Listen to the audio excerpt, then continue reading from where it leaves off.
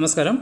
നമുക്ക് ഒരു സംശയം ചോദിച്ചു, റിപ്പോർട്ടുമായിട്ട് ബന്ധപ്പെട്ട സംശയം ചോദിച്ചതിൽ നിന്ന് ആവിർഭവിച്ച ഒരു വീഡിയോ ആണിത്.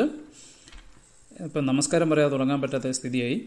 എന്തായാലും നമുക്ക് നോക്കാം എന്താണ് SLCയുമായിട്ട് ബന്ധപ്പെട്ട ഒരു റിപ്പോർട്ട് തയ്യാറാക്കുമ്പോൾ എ ലിസ്റ്റിൻ്റെ രീതിയിൽ, അതായത് ഡേറ്റ താഴെ വരത്തക്ക രീതിയിൽ എങ്ങനെ അറേഞ്ച് ചെയ്യാം എന്ന് നോക്കുന്നത്. ഇപ്പം റിപ്പോർട്ട് എടുക്കാൻ നമുക്ക് റിപ്പോർട്ട് എടുക്കുന്നു. അതിന് എക്സ്പോർട്ട് CSV കൊടുത്തു കഴിഞ്ഞാൽ ആ റിപ്പോർട്ട് നമുക്ക് LibreOffice കാൽക്കിൽ തുറന്നു കിട്ടും. ഓക്കെ, ഇനിയും ആവശ്യം എന്ന് പറഞ്ഞാൽ അഭിജിത്ത് എസിൻ്റെ അച്ഛൻ്റെ പേരും അമ്മയുടെ പേരും അങ്ങനെയുള്ള ഡീറ്റെയിൽസ് എല്ലാം താഴെ വരണം. അപ്പം വെരിഫൈ ചെയ്യാൻ എളുപ്പം, അതുകൊണ്ടാണെന്ന് തോന്നുന്നു അങ്ങനെ പറയുന്നത്. എന്തായാലും അതെങ്ങനെ ചെയ്യാമെന്നാണ് നോക്കുന്നത്. അതായത് ഇവിടുത്തെ ഇങ്ങനെയുള്ള റോസ് എല്ലാം കോളംസ് ആക്കി ഡേറ്റ മാറ്റണം. അതിനുവേണ്ടി ഞാനൊരു വർക്ക് ഷീറ്റ് ആഡ് ചെയ്യുന്നു.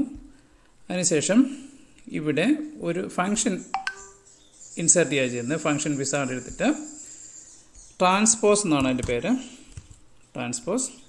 ഓക്കെ, അത് കഴിഞ്ഞിട്ട് നെക്സ്റ്റ് പ്രസ് ചെയ്യാം. അതിനുശേഷം ഏത് ഡേറ്റയാണ് ട്രാൻസ്പോസ് ചെയ്യേണ്ടത്, ഏത് സെല്ല് മുതൽ ഏത് സെല്ല് വരെയുള്ള ഡേറ്റയാണ് അങ്ങോട്ടും ഇങ്ങോട്ടും മാറ്റേണ്ടതെന്ന് ചോദിക്കുന്നു. അപ്പോൾ അതുകൊണ്ട് തന്നെ ഞാൻ സെലക്ട് ചെയ്യാം. അതിന് വർക്ക് ഷീറ്റ് എടുക്കുന്നു. നമ്മുടെ ഡേറ്റ കിടക്കുന്നത് ഫസ്റ്റ് സെല്ലിൽ നമ്മളൊന്ന് ക്ലിക്ക് ചെയ്യുന്നു.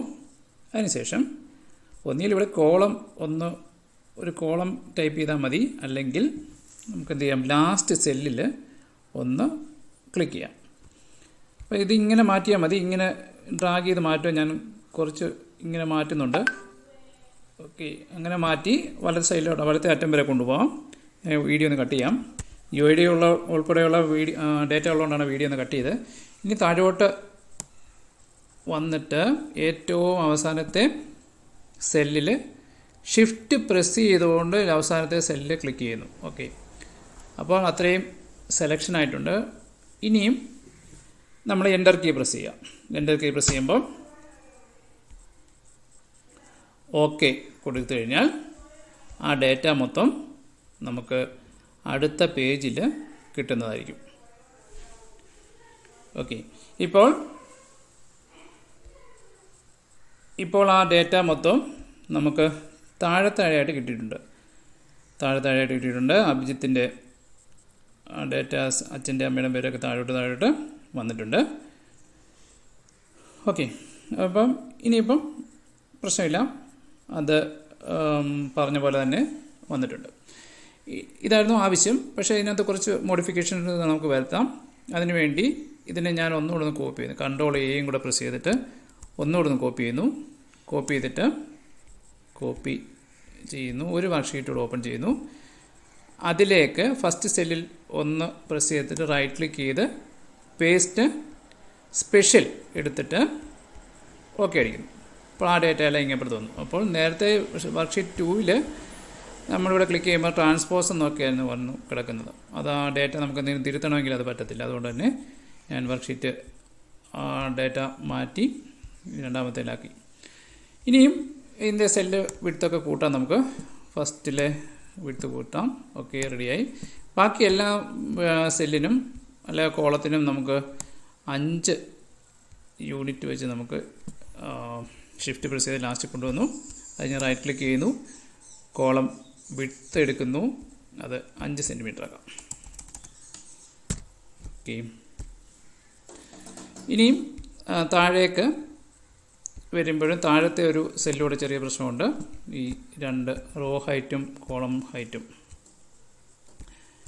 അത് നമുക്ക് എന്ത് ചെയ്യാം, റോ ഹൈറ്റ് കൂട്ടാം. റോ ഹൈറ്റ് ഒരു 5 60 ഇടാം. ഓക്കെ,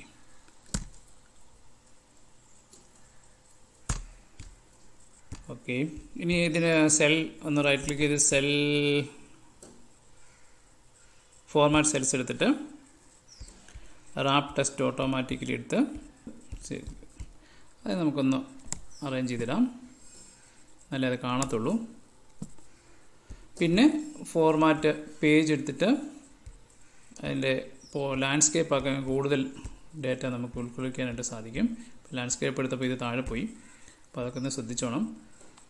പ്രിൻ്റ് എടുക്കുമ്പോൾ ഒത്തിരി പേജ് വരാനുള്ള ചാൻസ് ഉണ്ട്. അപ്പോൾ അതുകൊണ്ട് ആ കാര്യങ്ങളൊക്കെ ശ്രദ്ധിക്കുക. ഓക്കെ, ലാൻഡ്സ്കേപ്പ് ആക്കിയോ പ്രിൻ്റ് പ്രിവ്യൂ എടുക്കാം.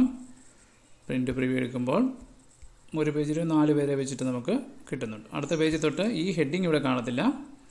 അടുത്ത പേജ് തൊട്ട് അല്ലാതുള്ള ഡീറ്റെയിൽസ് നമുക്ക് ലഭിക്കും. അങ്ങനെ 15 പേജോളം ഇപ്പോൾ ഉണ്ട്. ലാസ്റ്റ് ചിലപ്പോൾ വേറെ എന്തെങ്കിലും പ്രശ്നം വന്ന് കിടക്കുമായിരിക്കും. ഓക്കെ, ഇല്ല, 15 പേജും ഉണ്ട്.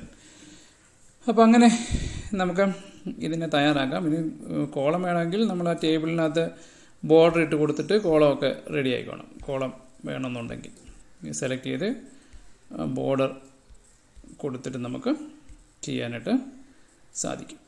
ഓക്കെ, ഇപ്പോൾ ഇതായിരിക്കും ടീച്ചറിൻ്റെ ആവശ്യമെന്ന് തോന്നുന്നു.